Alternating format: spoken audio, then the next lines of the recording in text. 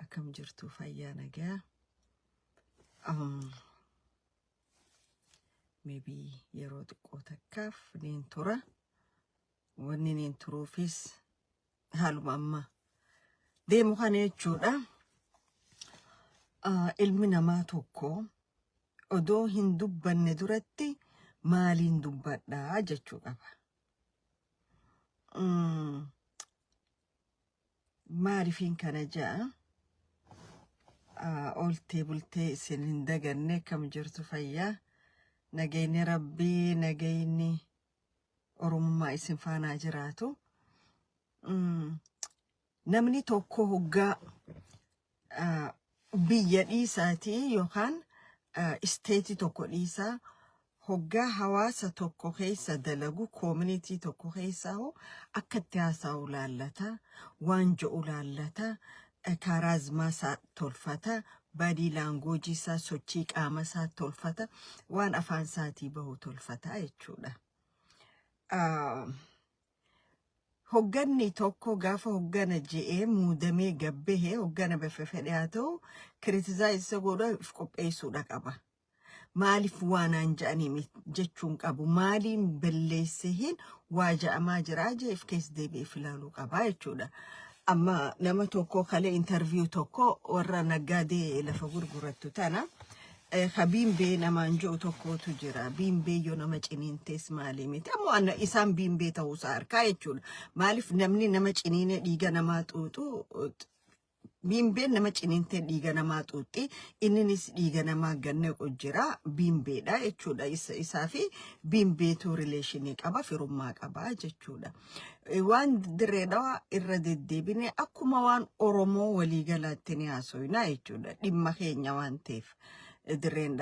Dirreedhawa ana qofaa keessa dhalatee namni keessatti hin dhalatiin isa hin laalu jechuun harrummaadha harree ta'uu agarsiisa jechuudha. Maaliif jennaan ilmaan Oromoo Oromiyaa cufa akka lafa Oromootiin laalanii Oromiyaa cufaaf walqixa gatii kafalan. Barjoolleen dirreedhawaatti kasi dhumte san Finfinnee dhayixee agarteetii miti gaafa Finfinnee lafa Oromootii jettee dhumte jechuudha. Garuu naggaadoota amma lafa gurguratu kana yoo atiituu yoo jette isininne janama tokkotu interview kanne warri dirreedhawa maqaa dhooku warra dirreedhawaatu ijaan hin beekne je dhufee takkaatuun arkinii je waan takkaan arkin irraa kamit dubbatanii janamicha kantiibaa dirreedhawa ifiin jiru kana jechuudha. He doesn't even have a character of the leader jechuudha. Nama aarsaasi nama gubaasi wanni garii. CNN, Al Jazeera, BBC kun hoggaa waa'ee biyya tokkoo gabaasan magaalaa sanii dhiyaatanii dhalatanii yookaan achi keessa jiraataniiti miti. Evidensii jiru fudhatanii namoota achi ergatanii qabatamaan garsiisanii kanaa jechuudha. Waan dirreedhaa dubbachuudhaaf nam tokko dirreedhaa dhalachuun irra hin jiraatu.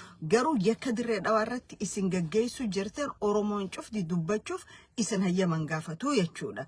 Waa'ee lafa jaaruu lafa maalii jetta. Lafa cululusuun gaariidha. Caattara maal akka fakkaatu agarte. Isin tokko ta dura wanni isin dinnaay godhu hin qabne isin naggaadee lafaati. Kana amanuma qabdan. Amanuma qabdan. Maa waan nuti qabnu namni nu himaa yoo jettan ammoo rakkoodhata. Irraa ibsirreessuu hin dandeessanii jechuudha. Garuu gaafa kiritisaayisaatan namni quba isin hin laatu miidiyaarra baatanii nuti ijoolleen dirreedhawaa naman beeyne maaliin kun gartee wallaalummaa kee garsiisaa jechuudha. Wallaalummaa kee garsiisa arraasni dubbanna waan dirreedhawa borusni dubbanna jechuudha. Kanu dubbachiise lafa Oromoo waan taateef dubbachaa jirra je. Kanu dubbachiisu lafa Oromoo fuutee maallaqaan alagaaf gurguraa waan jirtuuf dubbanna jechuudha. Lafa Oromoo waan ta'eef intala Oromoo rasaasa shiftoota isaatiin ajjeesiftee dhiiga sii dhoysitee tanaaf dubbanna jechuudha. Lafa san hayyoota Oromoo qeeroo mana hidhaan leete umrii ama 25 itti farachiftee shiftoota firii baaftee tanaaf dubbannaa jechuudha. Dirreedhaa warraa dubbachuuf dirreedhaa dhalachuun namarra hin jiru. Dirreedhaa warraa dubbachuuf dambidolloo dhalachuu qabda. Dirreedhaa dubbachuu kamisa dhalachuu qabda. Horee bulaatti dubbachuu mooyyaal irraa dubbachuu danda'uu qabda.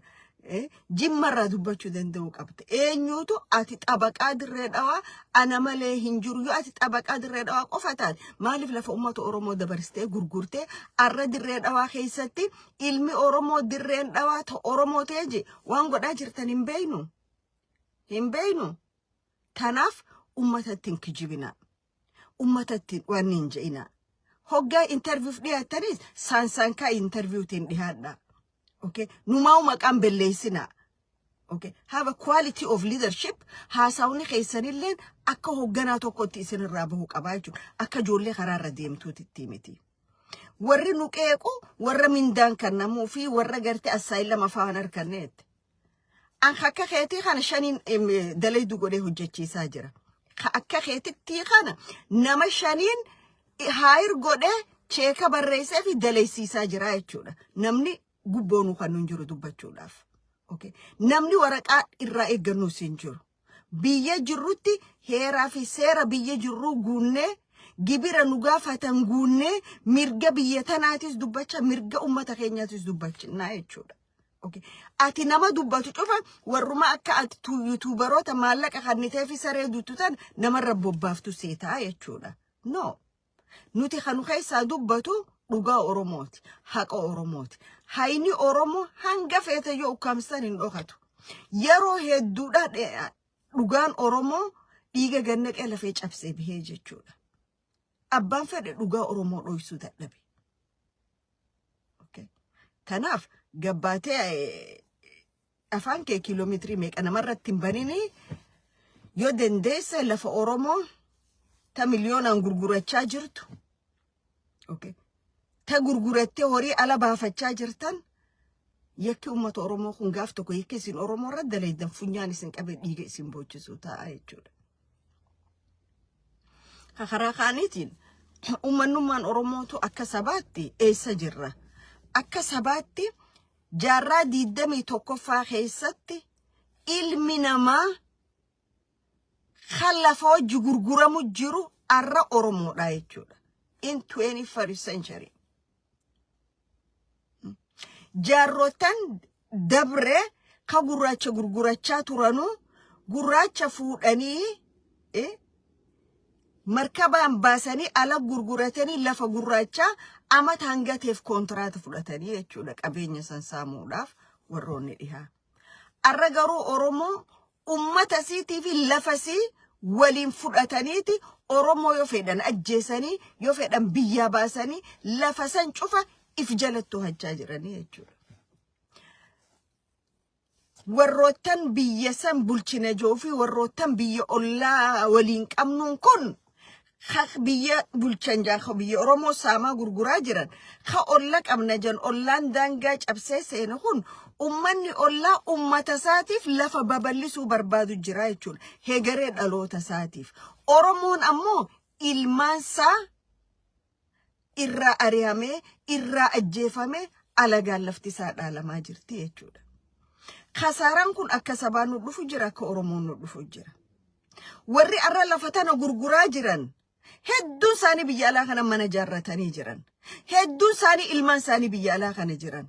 Akka kantiibaa dirree dhawaa kanallee ilmaan isaa maatiin isaa ala kana jiranii jechuudha. Gaafa wanni tokko dhufte tikeeta tokkoon biyyaa baha.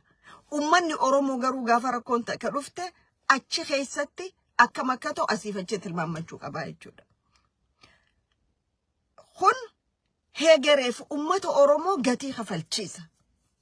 Arra naannawa Baalee eessa jira? Naannawni Baalee kute gala kililii shan jalatti. Naannawa Baha Oromiyaa Harargee eessa jirti? Galte naannawa shiftoota Isaa jalatti. Arra lolli Soomaalii keessa jiru deemu jiru lola shanan Soomaalii haga Hawaashii gadi guddifnaadha jechuudha. Lola kana head of this war mataa qabee ka deemuun jiru Ismaa'il Umar Geellee namicha jan ka Jabuutiitii fi Mustafa Akjar namicha jan ka Ogaadeen kana jechuudha. Sababni amma looyi Zaylaarra lolli ka'ee isa haga barbaraa lafatti yettee deemu jirtu kan agarsiisaa jechuudha.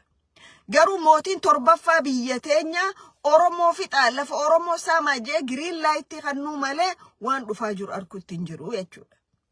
Arra Soomaaliin baharii barraarraa ilmaan dirii maqaa jedhuun ka'anii saamicha lafa Oromoo haga Hawaashitti labsachaa jiranii jechuudha. Haga Mojo ida'atan amma haga Mojootti hajoo kana jechuudha. Okay. Nuti waan warra kun godhan hin beeynu. Warra kililiin shallafa Soomaal maal jedhan shiftoota isaanii warra waa bebbeqeessu magaalaa Finfinnee ol godaansifnee wajji mari'achaa jirra jechuudha. Boofa fi martee wajji mari'atta boofni kun gaafa morma si maramee lafaan si dha'u fagoo hin qabu jechuudha. Maaliif ati kasi maraachee jiru daldala lafaati. Maallaqa guurrachuu malee biitituun akkami bultii haram deemtu you have no idea. Attention ummata Oromoo jijjiiruuf ummanni kun akka waqee haqasaa kana dhagarre gaafa feete isaaniif ogaadee waliin nayxa lafaan gaafa fedhe isaaniif shiftoota isaa waliin nayxa gaafa feete asiif isaaniif afar waliin nayxa gaafa feete isaaniif warra gadaameessa jaarrate kana warra dirqaadaree kana waliin nayxa ummanni Oromoo akka ifirra deebi'ee fookas hin goone ka godhaa jiru mootummaa an Oromoo fiin dhaabbadhe jiru halafa Oromoo gurguruu fi hayyoota Oromoo warree fiin jiru jechuudha. Ka gandaa Amaaraa keessa deemee ganamaa galgala iskistaa taphachaa jiru kanaa jechuudha. Okay. Amma rakkoon Oromoon akka Oromootti rakkoo walirraan qabu akka sabaatti sabni kun saba Oromooti. Garuu balaa isarra as deemtu tan arkaa hin jiru. Warri nuti hayyoota ja'anii biyya alaatii galanis wanni isaan itti jiran rakkoo Oromootii fi Oromiyaa odoon ta'in saamiinsa lafa Oromoo irra bobbaanii jechuudha. Maal ja'an maaqmaaqsi tokko kaniin jibbuutu jira. Alagaan yoo qabeenya abbaa keetii saamte wajji saamii jedhan gadhummaadha. Alagaan yoo qabeenya abbaa keetii saamte irra du'ii dhaloota dhufuuf fakkii ta'e hin ja'an ammoo. Okay. Amma dhugatti dhiisaagaa karaa baha Harargee kana shamarranumaatu achi keessa guute kaabinee keessa hin dubbatan aydoon nama tokko qofaan harka ka yeroo dheeraa dubbatu wallee nama sanuma kan dubbanne godhanii Fatii Adiyyee takka shamarran kan addunyaa quban qaban Oromiyaa gurguramaa isin kuno Afar dheexee waa'ee bifti waa takka maybe they are part of it isaan warra waan san godhu jiran irraa takkaansa maaliif jenna warri mootummaa keessaafu diktaatoroota Afrikaati wajji dalagu kun biyyaa fi ummataaf dhimman qaban waa saamanii gaafa diktaatarri caphee yookaan xayyaara fudhatanii banangi nasiiba qabu yookaan gaafachuma dhumanii jechuudha. Kun kaalchara biyya Afrikaa keessatti argamu jechuudha yeroo hedduu. Tole.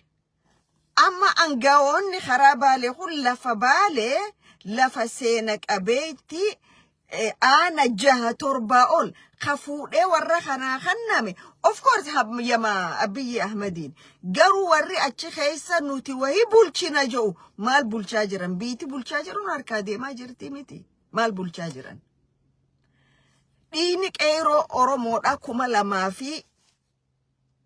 2018 ka dhaabbate san warra lama bilisoomse Amaara awwaalaa kaase paartii siyaasaa Amaara bilisoomse sagantaa siyaasaa Ziyaad Barre amata 48 akka isin galma geessu godhe ummata Oromoo ammoo akka duutinii fi buqqa'iinsi itti fufu godhe jechuudha.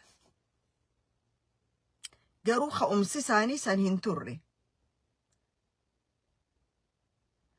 Qabsoota akka hoggaa jalqabdu ka wajji simiidhaa turee fi ka simiidhaa turees TPLF fi OPDOon walumaan awwaalamuun irra ture jechuudha. TPLF fi OPDOon boolluma takkatti awwaalamuutu irra ture jechuudha. Warra kalee ijoollee Oromoo irra dhumaatii labsaa ture akka ministeera pirezidaantii Itoophiyaa Prime Minister Itoophiyaa Kamallas boodate san namicha saniif Mukhtaar Kadir ka gaafa irreechaa 2016 lubbuu 700 ol fixee dhaabbatee miidiyaarra nuqqooseetu arrallee aangoorra jira jechuudha. So qabsooni jalqabna dhiiga gannayna guduunfarra rakkoo qabna xumurarratti. Kataraa tanaa guduunfa very obvious.